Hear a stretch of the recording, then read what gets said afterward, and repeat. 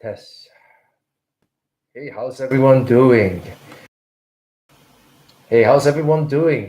This is Melvin here, and in today's session, I want to talk to you about this whole issue where you start doing something, and what used to work like 6 months ago isn't working as well anymore.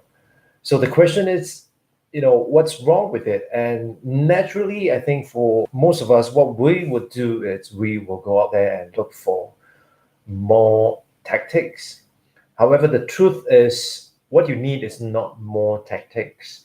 What you need is more strategies. What you actually need is the following. Now, let me back it up a little bit and just go back to something that I like to talk about when I'm doing consulting. And whenever I'm doing consulting, when you walked into organization A, organization A is different from organization B, and B is different from C, and so on and so forth, right? So to say that what work for one organization is work for the rest of the organization, at best you are just trying to throw smoke. At worst, you are nothing but just I'll just be lying to my clients. So the truth is that there's just so many problems in the world. However, the tactics would differ. So with that, I need to, when I go into the organization, one of the first thing and one of the thing that I always bring in with me is this idea called a framework. Now, what exactly is a framework? A framework essentially it provides you with a structure to think about certain things. So, for example, what is the framework for becoming, what is the framework for getting known on social media, for example? Well, it turns out there is a framework. And or if you talked about what is the framework for being able to teach online and get people to really to be able to benefit from it, well, it turns out there is a framework. So the thing is, what we need to do is we need to think about what exactly is that framework, right? Because if we haven't figured out what a framework is, then we will be talking about tactics that work for this company, and arguably the client in that company that you are servicing is going to say, but yeah, but it worked for them, it doesn't mean it will work for me. And that's the truth. So we will start off with a framework. So a framework, like say, it's a structure to help you think about things. And so when you come back down to this core idea about framework, there are actually three things that we talked about. Now, I'm not going to go into the details of it, but essentially the three things that we talked about, it's what are the set of beliefs, what are the core principles, and then what are the strategies. Okay, so when you think about a framework, there are these three things in place: the belief, the principles behind it, and then the strategies. So once you have that, you would then be able to articulate and to be able to identify what are the tactics, because the strategies will guide the tactics. So first thing first, you need to have a framework. Now, once you have a framework, then you will be able to think about what is the core idea behind this whole process itself. So let's bring it back to our context here, right? So in our context here, what we are talking about is this idea about how do we build a library of digital assets that people can consume independently of us, and that digital asset is going to help us do a few things. One, it's going to help us brand ourselves. Secondly, it's going to help us in terms of marketing. And of course, thirdly, it should help us in terms of sales. So the three things that your digital assets should help you are basically branding, marketing, and sales. So when you think about the context of digital assets, what is the framework behind the digital assets, and how do you create digital assets that how do you create content that becomes digital asset. I think that is the main thing. So to create content that will turn out to become digital assets, there are a few things that we want to ask ourselves. So one first thing that we want to ask ourselves is, what is the framework behind that? All right. And with that, what are the core principles? What are the belief? What are the strategies? So I would start with the belief at the outset for this whole framework of creating digital assets. The belief essentially comes down to this: what's in it for me? Now, at the end of the day, you can create all the content you want, but until and unless this content is going to be able to help someone, whether it's to help them solve the problem of that they are bored, or to help them solve a particular problem, right? So as long as you're able to get that right, this is something that you can. So that is the premise of it. That's the belief. So when we think about the framework for creating content that can become digital assets, the first thing is, what is the belief? So the belief essentially is, what's in it for me? As long as we are able to create content and make sure that we hold on to this belief that whatever we put out there, it's going to do something for the people who are going to consume the content. That it's the first thing that we must be able to fulfill. So that will be the belief. Now, then the next step is, what are the principles behind that? Now, the principles behind that essentially comes down to this. When we talked about principles, we are saying that what are the rules that will guide us, right? So the rules that will guide us basically would start off with, what is it that you know? What is your core expertise? What is your talent? What is your experience? What's your wisdom? What exactly are you proficient in that you can help other people? So that would be the first thing, the first principle.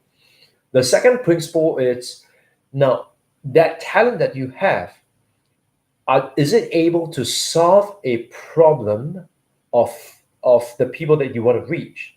Because you may have, I may be very, very talented in a particular area, but that doesn't mean that this thing that I put out is going to be able to help people solve their problem. So that is something that you have to ask yourself. Is this talent that you have able to help people solve the problem? And then, of course, the third principle is, at the end of the day, if you know what you're proficient in, you are able to solve a problem. The third thing in the business context is, are there sufficient number of people who are willing and able to pay you to solve that problem, right? So are there sufficient number of people who are able and willing to pay you to solve that problem? So those are the three principles. So once we have those principles addressed, and we say that, okay, we can tick off all these principles, then we can talk about the strategies and the tactics. And so what I want to say here is that many a times when we run into a situation that, oh, this tactic worked 6 months ago, but now it doesn't work as well anymore, let's do more, let's look for more tactics. What you want to do is not more tactics. What you want to do is to go back to the fundamentals, to go back to the principles, and to go back to the belief, and ask yourself, what is this thing that we believe about what we're trying to achieve here in the first place?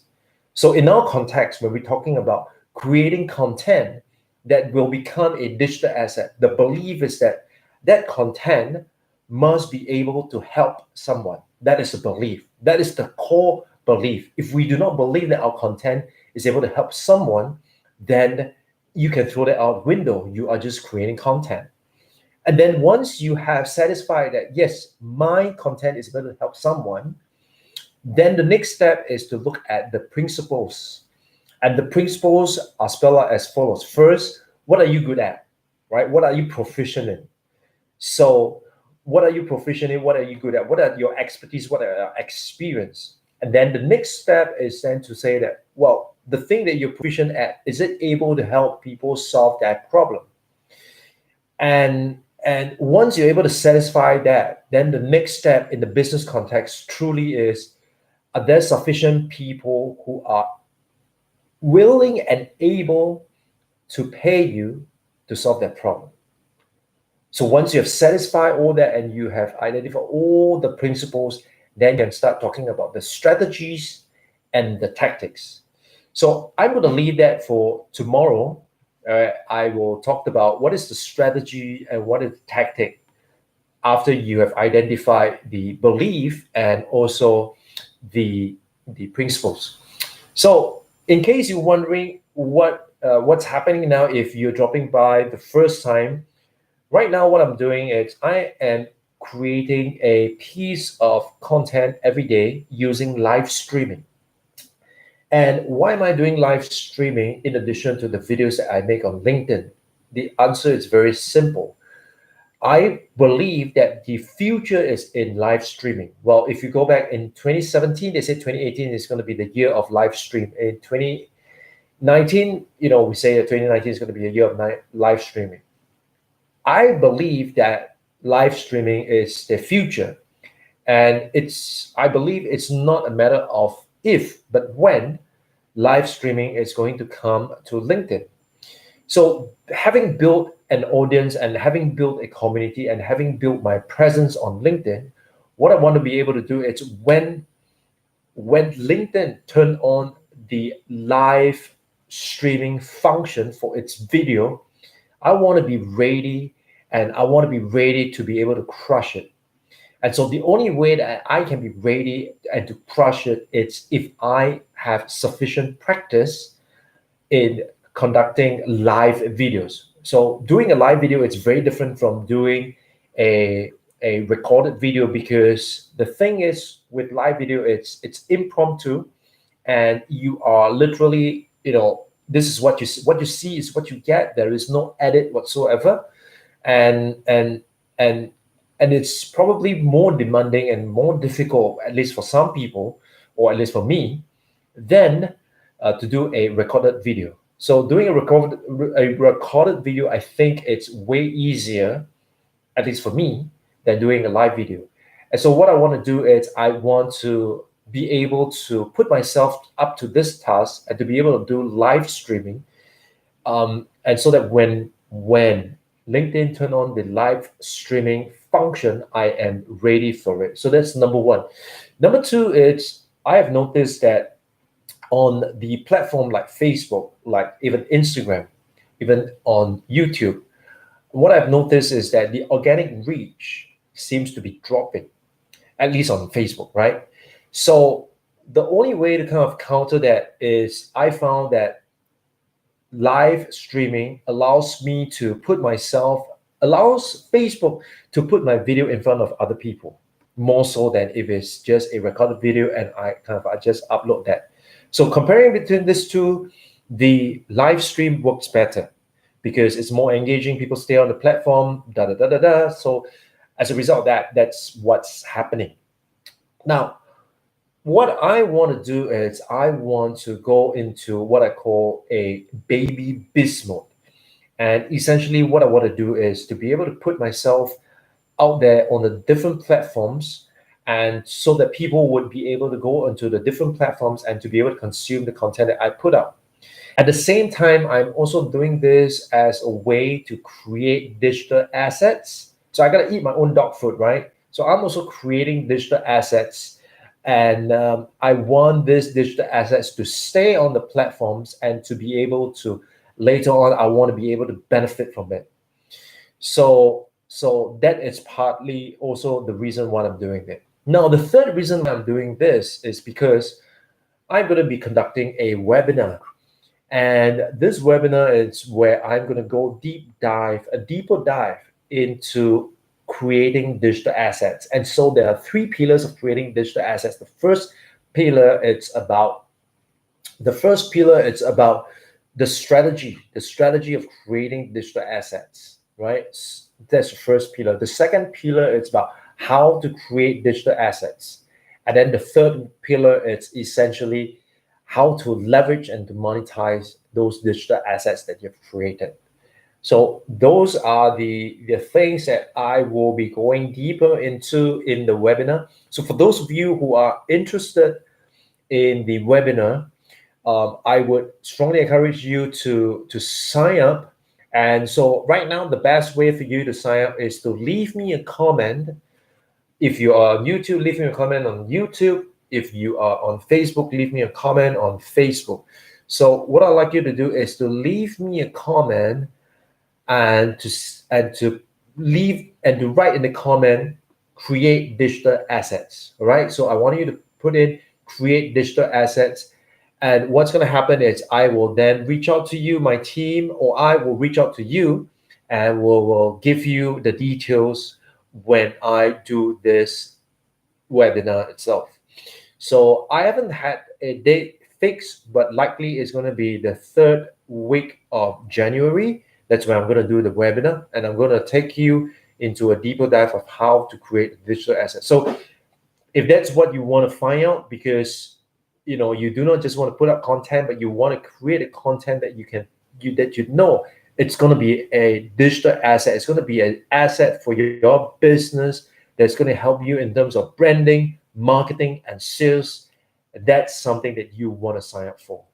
If not, that's fine, right? And if you know of anybody who definitely can benefit and will be interested in this, make sure you let them know. And with that, thank you so much for watching, and I'll speak to you soon. Bye bye.